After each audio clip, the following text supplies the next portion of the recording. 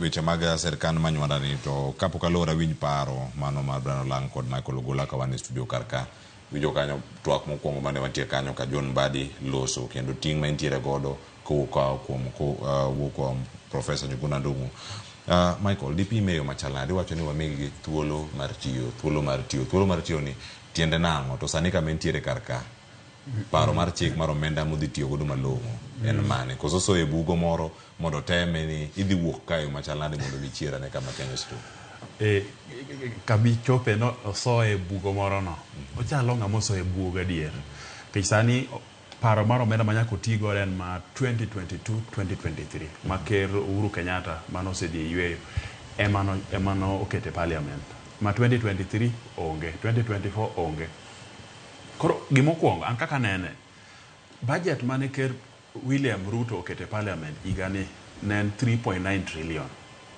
Pesa ma Kenya choko mane gimiyowa report last en 2.4 trillion.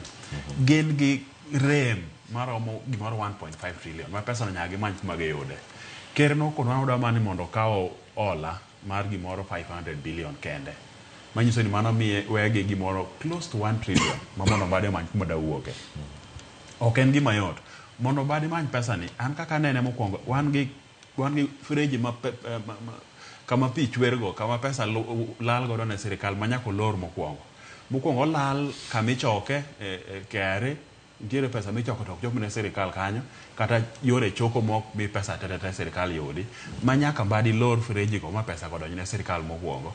Mar ariyo nitiere miketho kosedonjo lwet sirikal ma mano be nyako geng. Kapok ondiko kata finance bill mano bade nyaka tim mokwongo. Kwa mano nyalo medo pesa government nanano kowacho nyoro no odhi make sure ni procurement processes and all those things odhi riegi maber ma Kenya save gimoro 400 billion. Tij Mbadi maduong' sani en konyo ker gi government mar Kenya yudo pesa manyalo run budget mane sirikal okalo cha. Kaka gine sani to budget no ok nyal bedo finance. Ichalo ng'ama chamo sarani man sing 50,000 to odi kende en sing 100,000 rent.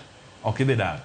Koro ochalo ng'ama ni e bugo kendo kaka wadwa Mbuto wacho wang'eyo ni Mbadi nigi material nikech en accomplished finance person. Onyalo ng'eyo yore ma ginyalo konyo godo wach pesa ni. To nyako kila finance bill moro manyalo konyo medo pesa ma sirikal mede yuto mare mondo gi finance budget.